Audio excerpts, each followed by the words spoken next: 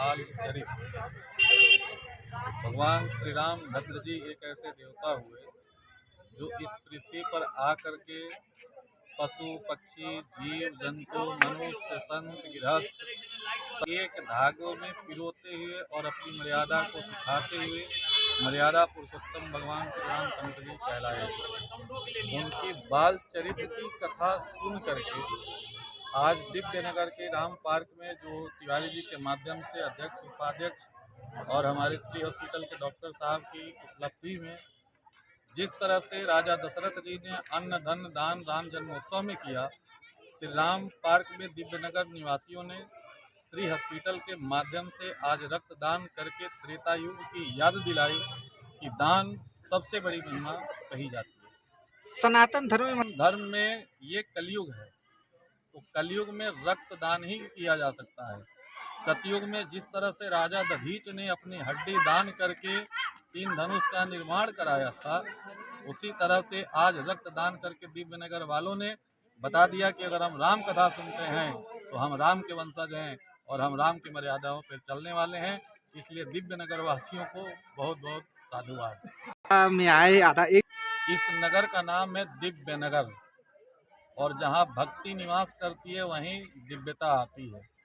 तो यहाँ सर्विस वाले ज़्यादा हैं और ये नगर गोरखपुर में अब मैं पहली बार आया हूँ, लेकिन ये नगर ऐसा लगा कि सभी सर्विस वाले हैं। तो जब आदमी 4 बजे तक ड्यूटी करेगा तो कथा पंडाल में अपने घर से किसी न किसी सदस्य को, माताएं हो, बहनें हो, बच्चे हों, इस वजह से महिलाएं आती हैं कि घर से कथा सुनने के लिए कोई न कोई सदस्य जाए।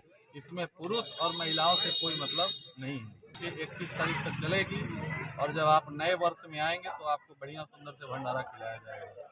नाथ की पीठ है और हम लोग अयोध्या नाथ की कृपा से गोरखनाथ की नगरी में आए हैं और ये आनंद आया जिस तरह से योगी जी कहते थे कि गोरखपुर को हमने बड़ा सुंदर बना दिया है।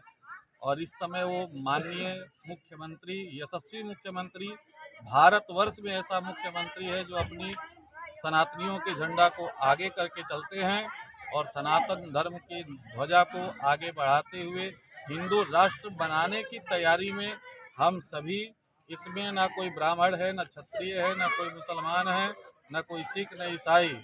और दूसरी बात अगर सुन करके चले जाएं तो हम सभी एक मानव हैं और मानव जाति के लिए भारतवर्ष में अगर आप हिंदुस्तानी हैं तो सनातनी हैं।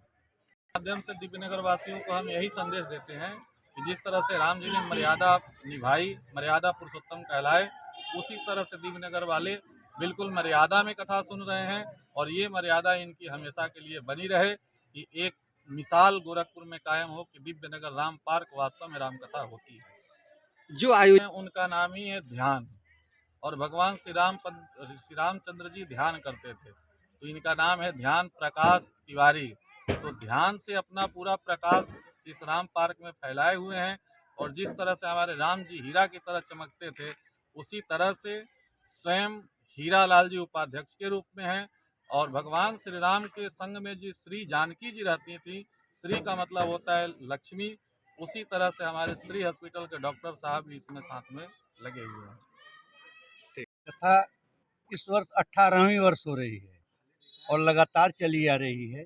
इस कथा का उद्देश्य हम लोगों का यही है कि आम जनता को के कान में अगर कुछ अच्छी बातें इस मंच से पड़ती है, अगर कुछ भी थोड़ा सा भी सुधार होता है तो इस कथा के आयोजन का हम लोगों का उद्देश्य सफल हो जाता है। और इस कथा के माध्यम से पिछले वर्ष से हम लोगों ने एक रक्तदान शिविर का आयोजन शुरू किया है, जो पिछले वर्ष भी सफल रहा और इस वर्ष भी आदरणीय श्री डॉक्टर ए.के. सिंह और इसके श्री हॉस्पिटल के चेयरमैन डॉक्टर अनुराधा सिंह के द्वारा ब्लड डोनेशन का जो है कार्य किया गया है। ये हम लोगों ने जो है, हम लोगों का उद्देश्य ये है कि जो भी इस आसपास के आम जनता को कभी न कभी ज़रूरत पड़ती रहती है तो उसकी पूर्ति होती रहे और लोगों के जीवन की रक्षा हो सके। 7 कदम से कदम मिला के कम से कम 100 लोग लगभग चलते हैं, जिसमें हमारी समिति के सदस्य हैं और उनके माध्यम से यह कथा जो है निरंतर चलती आ रही है। देखिए, श्री राम कथा महायज्ञ जब शुरू हुआ था तो आज से वह 18 वर्ष पूर्व शुरू हुआ था। उस टाइम जब हम लोगों ने शुरू कराया था तो इस पार्क में करीब 100 लोग इकट्ठा करने के लिए हम लोग को सोचना पड़ता था। लगातार यह यज्ञ आगे बढ़ता रहा और इस दिव्य नगर की धरा पर यह श्री राम पार्क, जो श्री राम पार्क आज हम लोग कहते हैं, इस पार्क का जब हम नव निर्माण कराए उसी समय हमारी समिति के सभी लोगों की एक राय बनी कि हम लोग भगवान के नाम पे एक पार्क का नाम देंगे।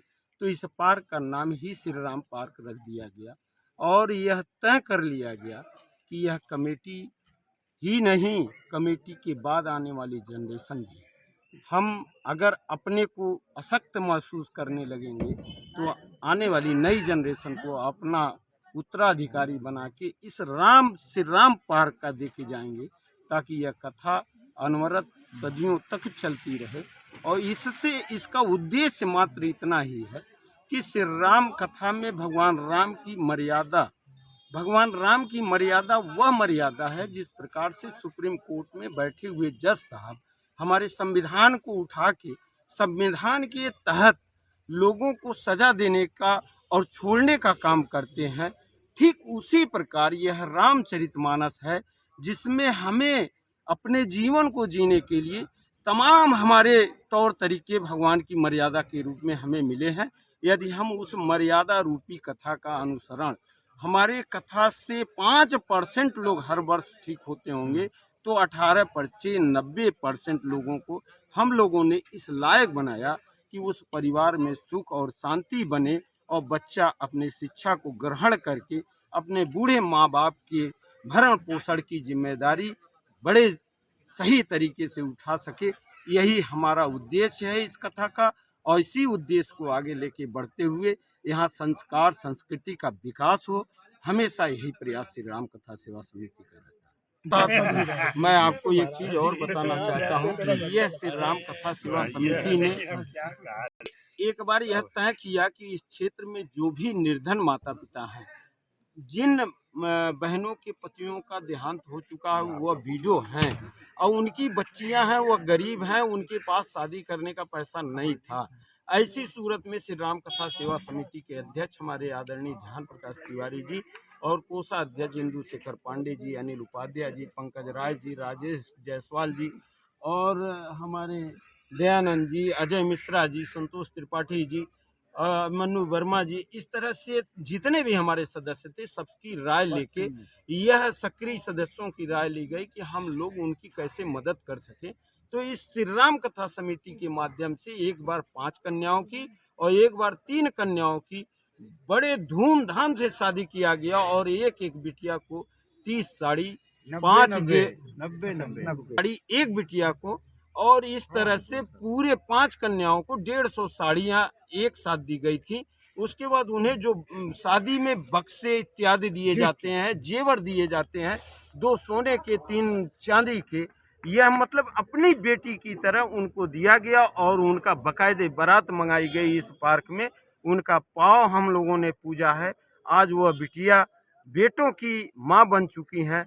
बड़ी खुशी होती है मुझे यह सोच के कि कम से कम हमारी समिति ने सामाजिक सौहार्द को बरकरार रखने के लिए उन 8 गरीब कन्याओं की जो शादी किया, इसी परंपरा को हम भविष्य में अपनी समिति के माध्यम से आगे बढ़ाने का भी प्रयास करेंगे। यही हमारे श्री राम कथा की असली सोच है। बहुत जी पढ़ने के लिए गए। बोलो सरस्वती माता की जय। तो पढ़ना जीवन में सबसे आवश्यक है। जो व्यक्ति विद्या अध्ययन नहीं करता, विद्यालय नहीं जाएगा, तो उसको समाज के बारे में पता नहीं चल पाएगा। इसलिए बच्चों को जितना हो सके आप लोग नित्य प्रतिदिन विद्यालय भेजिए। वहां पर एक साथ बैठना उठना, किसके साथ किस तरह से रहना, बोलना चालना, संस्कार, विद्या का जहां पर घर है वही है विद्यालय।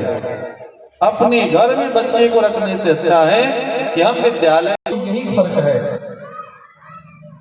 भगवान श्री राम भद्र जी अवधपुरी से बाबा वशिष्ठ जी के विद्यालय में पढ़ने के लिए गए और रावण के यहाँ ब्रह्मा जी पढ़ाने के लिए आते थे। आजकल फैशन में कोचिंग कहते हैं, मास्टर जी लोग आकर के घर में पढ़ा कर जा रहे हैं। जमाना कहाँ चला गया?